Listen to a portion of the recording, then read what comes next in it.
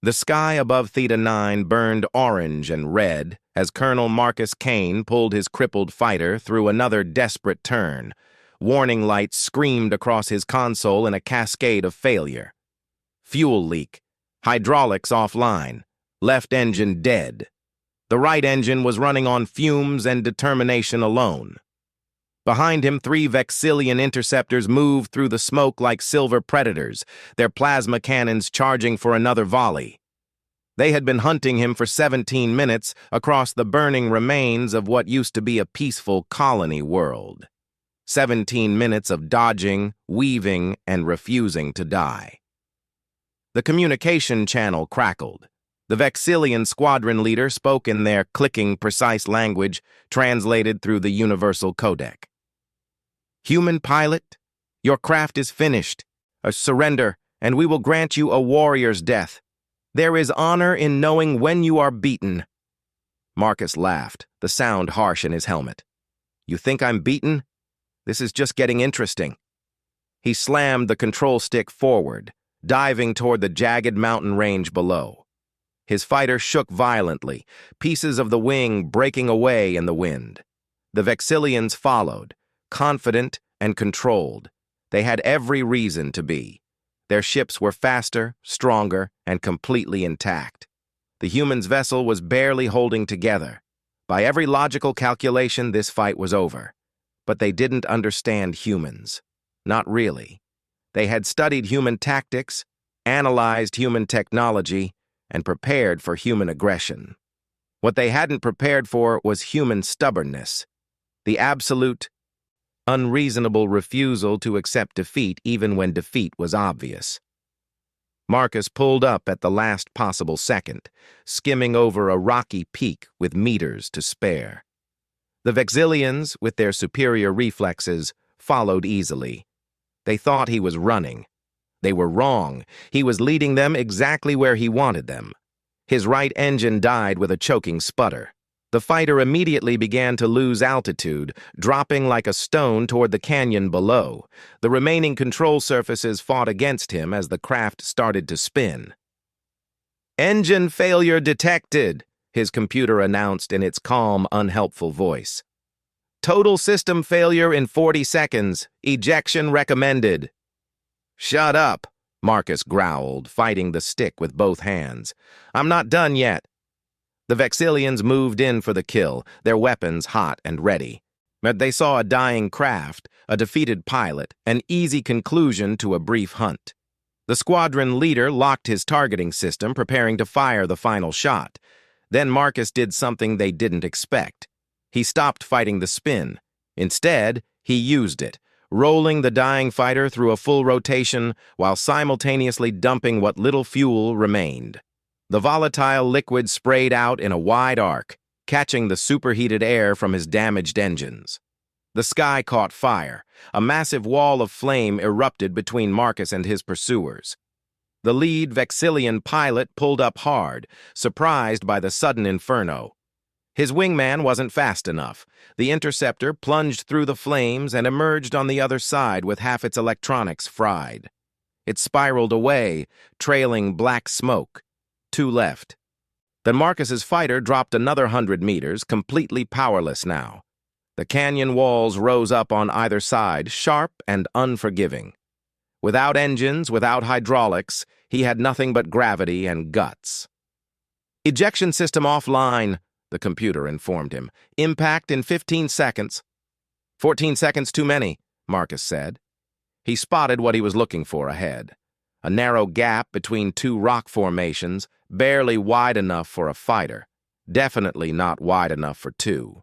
The 2 remaining Vexillians came around the wall of dissipating fire, angry now. They accelerated, plasma cannons glowing bright. They wanted this human dead. They wanted to end this irritating display of defiance. Marcus aimed for the gap. His dead fighter responded like a brick with wings, dropping fast and turning slow. The rocks rushed up to meet him, and he could see every crack and shadow on their surface. 5 seconds to impact, the computer said. "Then let's make them count." He pulled back on the stick with everything he had. The damaged control surfaces caught just enough air. The nose lifted slightly, just enough to slip through the gap instead of slamming into it. Metal screamed as the fighter's belly scraped against rock. Sparks showered behind him in a brilliant trail. The Vexillians tried to follow. The first one made it through, though not cleanly. His wing clipped the rock face, sending him into a wild spin. The second pilot pulled up at the last moment, choosing survival over the kill. Marcus emerged from the gap into a wider section of the canyon. Below him, maybe 30 meters down, was a dried riverbed, sand and small rocks. It wasn't soft, but it was better than solid cliff face. He didn't have time to think about it. The fighter dropped out of the sky like the dead weight it was. He braced himself, pulling the straps tight across his chest, and waited for the impact. The crash was violent and loud. The fighter hit the ground nose first, bounced, hit again, and then rolled 3 times before coming to rest upside down. Every bone in Marcus's body screamed at him. His vision went white for a moment, then red, then slowly cleared.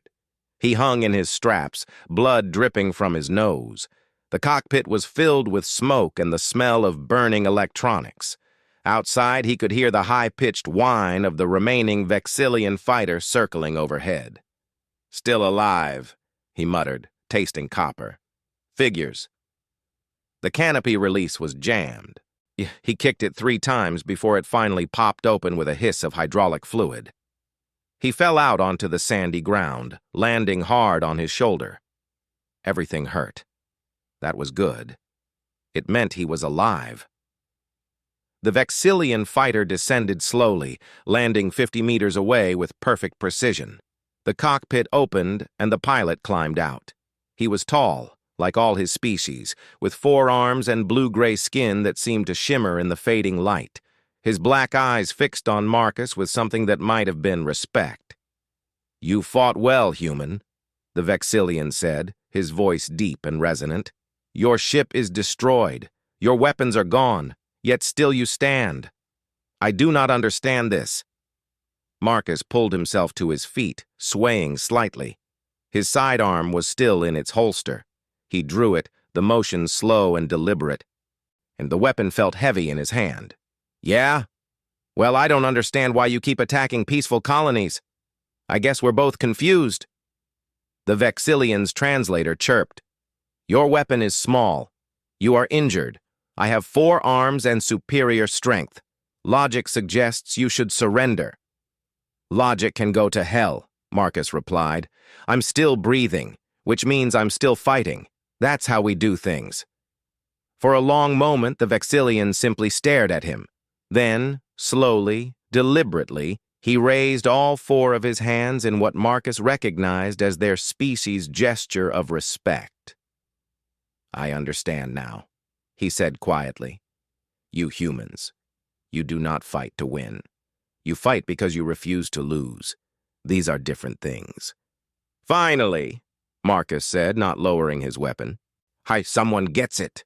The Vexillian pilot climbed back into his fighter.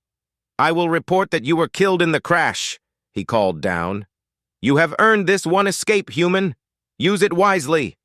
"Wait," Marcus shouted over the engine noise. "Why?" The Vexillian paused in his cockpit. "Because warriors who refuse to yield, even when defeat is certain, should be allowed to fight another day. My people value strength. You have shown me a different kind of strength. It disturbs me. It impresses me. I must consider this."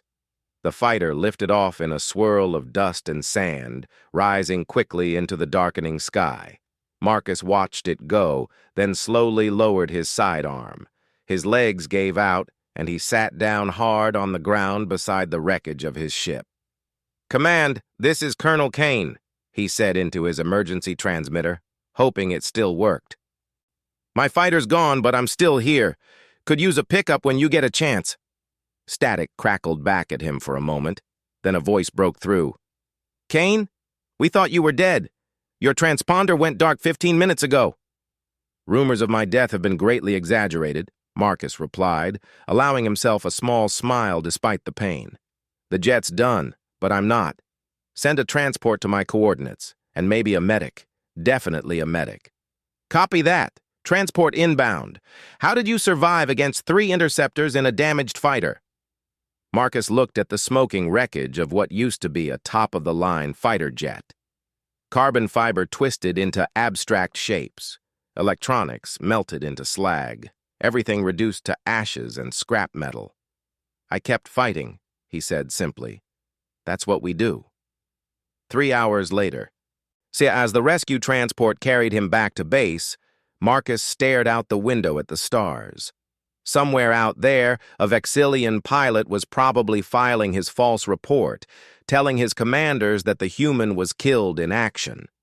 That pilot had learned something important today. Humans didn't need superior technology to be dangerous. They didn't need perfect ships or overwhelming numbers. All they needed was the stubborn, unreasonable refusal to give up, even when their jets turned to ashes around them, even when logic said they were finished, especially then, because that's when humans were most dangerous, when they had nothing left to lose and everything to prove. When the smart move was surrender, but surrender wasn't in their vocabulary, when defeat was certain, but they fought anyway. Marcus closed his eyes as the transport jumped to faster-than-light speed. His body ached. His fighter was gone, but he was alive, and somewhere in the galaxy, the word was spreading. Humanity might not have the best technology. They might not have the strongest ships or the fastest reflexes, but they had something more important, something that couldn't be built in a factory or programmed into a computer. They had the will to keep fighting when any sane species would quit. And in the cold mathematics of war, that made all the difference. The jet had turned to ashes. But the human kept fighting, and he always would.